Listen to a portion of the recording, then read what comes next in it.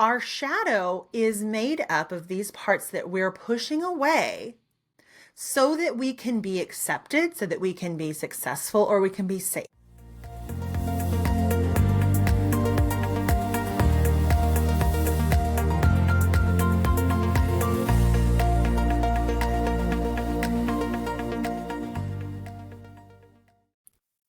Hey there, welcome back to the Glow Up Revolution podcast. I am your host, Megan Winkler. Welcome to the revolution. Today, we're talking about something that is very timely and relevant to the season we're in.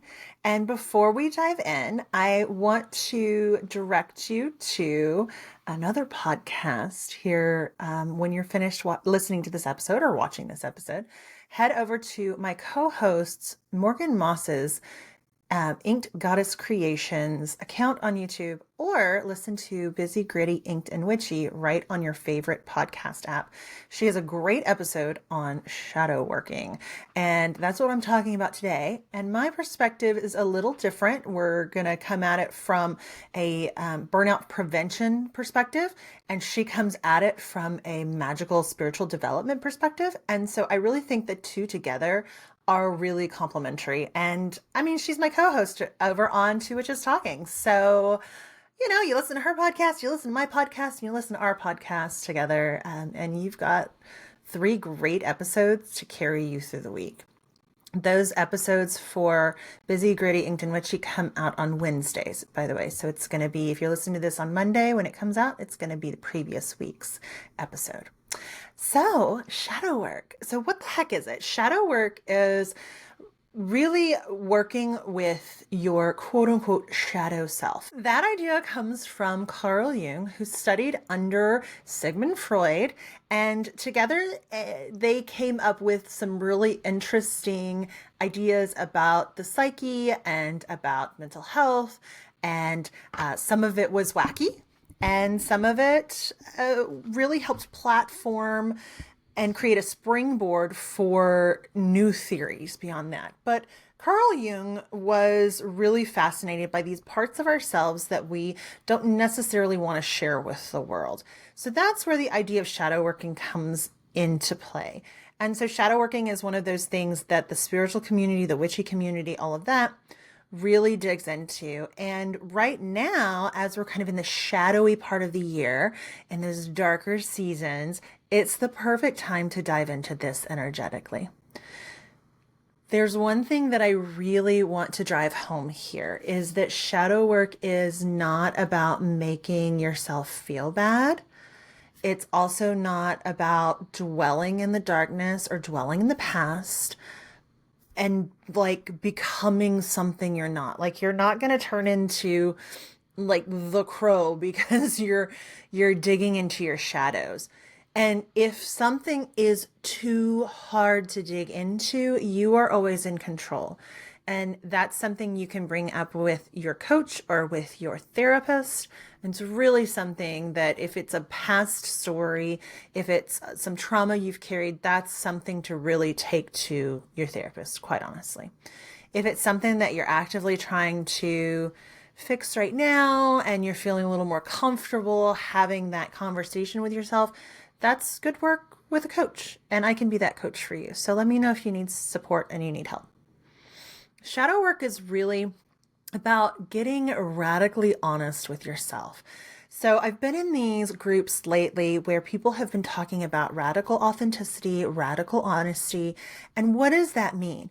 Being radically honest with yourself starts with acknowledging you're human and that we are products of the environment we grew up in, the jobs we have had, the society and culture we're in, the political landscape we dealt with when we were younger, and the one we're dealing with now. It is all of these factors, right? We don't grow up and we don't develop in a vacuum. Okay. So if there's a story or a name or a word that just triggers you, little t, then that is a product of a situation and it is not a flaw. I actually had to get over the trigger of my own name in conversation. And once I figured out what was going on here, I don't know, I wanted to hold little Megan and just like hug her and say, I'm so sorry, sweetheart. Because my parents didn't tend to call me by my name unless I was in trouble. So, if we were just having a conversation, it was like just no big deal. But anytime they called me by my name, I was getting in trouble. And so as an adult, there have been clients that I've worked with over the years. There have been friends that I've made over the years who are in the mental health space or in the coaching space, that sort of thing. And they have been trained or they've learned to use a person's name in conversation to make them feel heard and validated. They had no idea that by starting a sentence off with my name, Megan, that I was being triggered by a part of my personal experience and history and trauma just by the sound of my own name. I'm much better now, thank goodness. But I had to dig into that. I had to stop and ask myself why it was triggering for me to hear my own name, especially at the beginning of a sentence. And I realized that's how my parents delivered disappointment. They delivered judgment that way. They delivered punishment that way. You name it. It was always a negative for me. So I literally associated my own name with negativity. Was that my fault? No. But it turned into my responsibility. It's one of the things I say in Breaking Up with Burnout, right? There it is it's not your fault that you're burned out, but it is your responsibility. Like now that you know, it is your responsibility. And so that's what shadow working is really all about from my perspective, is that you really do need to take responsibility for the shadows, for the old stories when they pop up and you become aware of it, right? And so there's a layer of awareness in here as well. When you do, you find the glow up on the other side, right? And so again, this is the glow up revolution. This is revolutionary in your life. The glow up on the other side of shadow working is more resilience, more creativity, and more authenticity.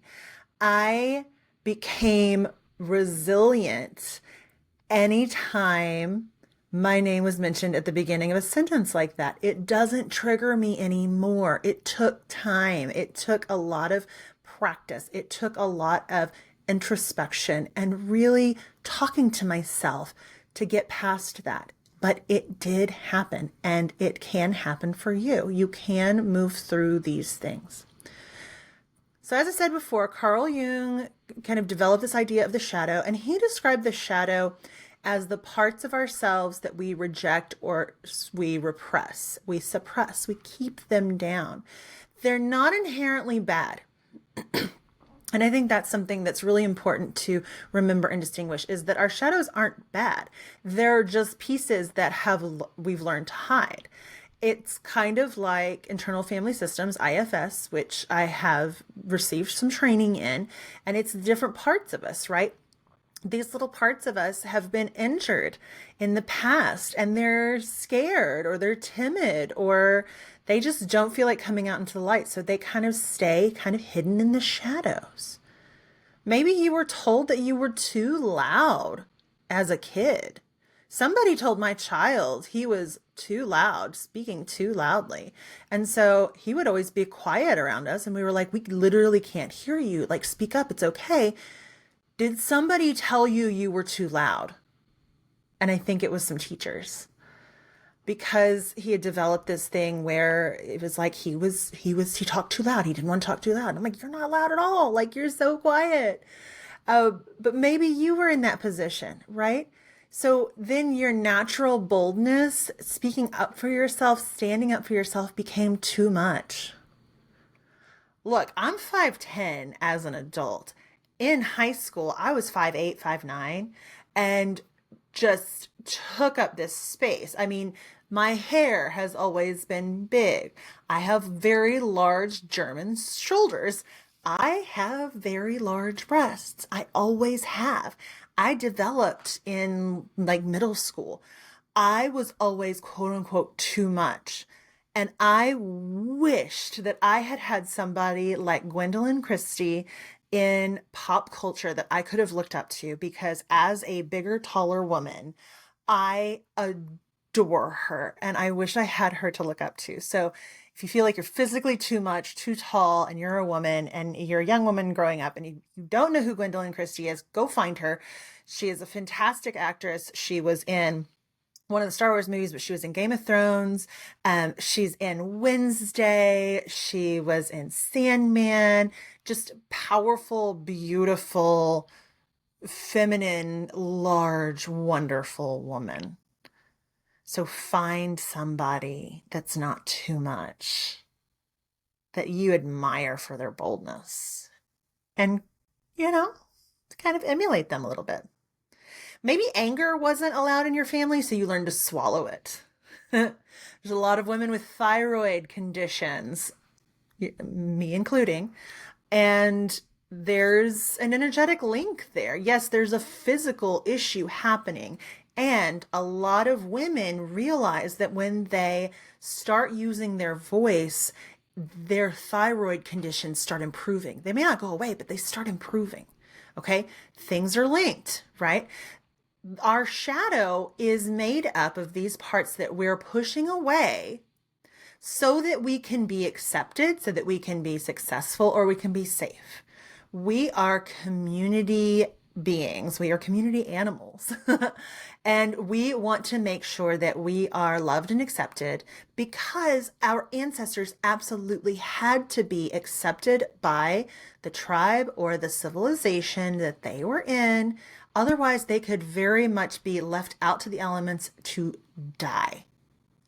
Okay, so it was very real survival for them to be accepted and loved and safe. Those patterns are still in us. That's a part of epigenetics. Like, those elements are still within us. So of course we want to be accepted, because to be accepted and loved means that we are safe. The truth here, though, is at some point in your life, hiding those parts becomes exhausting. And for me, that was about my mid-30s. And as I've gotten older, it's just gotten more and more apparent that I got to drop that baggage, because exhaustion is one of the root causes of burnout. See how we tied it all around? There is a cost to avoiding this radical honesty with ourselves. And that is when we're saying yes, when we mean no, when we play the strong one, even when we're struggling, when we shove that anger down, we are living a performance instead of living our lives. We are in a constant inner conflict that drains our energy faster than any workload ever could. When we're not being honest with ourselves, our entire body and nervous system knows it. We have a physical body, and then we have an energetic body as well. And our system knows this. Self-honesty does not mean tearing yourself up either. Like, you don't have to tear yourself up. You don't have to tear yourself down. It means saying something like, this is what's real for me right now. And you're allowed to change that as many times as you want. That bit of honesty is what allows you to release pressure, reclaim your power, come home to yourself. Here's the beautiful part. When you integrate your shadow, when you integrate all of these parts of yourself, you actually do stop fighting that internal struggle. And what happens is you become more resilient. You're no longer wasting energy pretending to be somebody you're not, keeping your mouth shut and your lips zipped when you really want to say things. You become more creative, because what once was suppressed and repressed becomes fuel for expression. You can express it through art and poetry, writing, anything. And finally, authenticity, because you show up as your whole self, not just the acceptable parts. And that's the glow up on the other side. So how to start working with your shadow. We're going to do this in a very gentle way. So what I would recommend is listen to this podcast. Obviously you're here, and then go to Morgan's podcast because it's some deeper questions, but these will start you off. So kind of a fun duality here with these two episodes. I want you to start small. So here's a journaling prompt for you. And it seems like a very simple question. And then I want you to dig deeper. Okay. So the question is, what am I pretending isn't true about me? What am I pretending isn't true? I'm pretending that I'm not strong. I'm pretending that I'm not magnetic. I'm pretending that I'm not upset with the state of the world right now. Whatever that is, what are you pretending that isn't true about you? Another question for you to journal with is, where am I performing instead of being? Where am I acting? And these two questions will interact with one another. And then I want you to take it a step further. And this is a fun exercise to do, especially in the evenings after you've done your self-care routine, your nightly routine, is to do a little compassionate mirror work. And I'm going to challenge you every day this week, at some point during your day, look at yourself in the mirror and say out loud one truth about yourself that's usually hidden, that maybe nobody knows about. See what happens. Remember, this is not about perfection. It's about wholeness. It's about practice. It's about developing that relationship with yourself.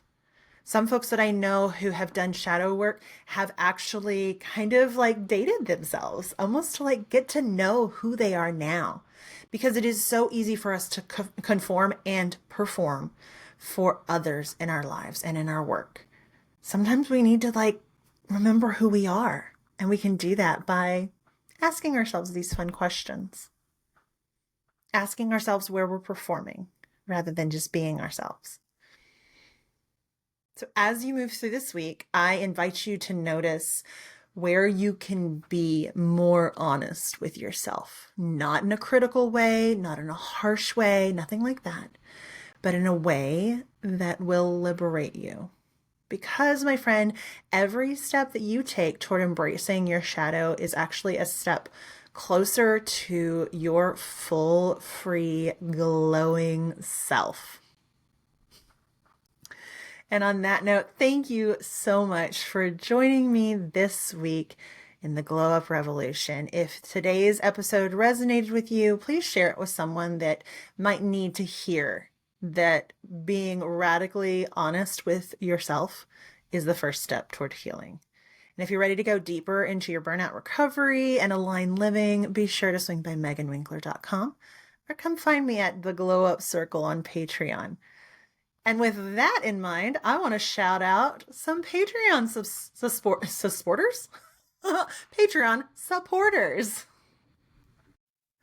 I've seen and heard other podcasts do this, and so I wanted to give a little shout out to all of my paid members. So some of you have been with me for a while, some of you are brand new. So I want to shout out and say thank you to Adria, Ronica, Damaris, Karen, Sean, and Carrie. Thank you so much for your support. You are helping me create this work in a sustainable way, and I hope you are loving all of your perks and all of your benefits of being a paid member of my Patreon audience. And again, you can find those links on my Instagram, link in bio, also on my website, meganwinkler.com. Thank you again so much, y'all. I'm just so grateful for you, and I'm so glad you're here. Have a great week. Stay hydrated, stay safe, stay honest with yourself, and as always, stay magical.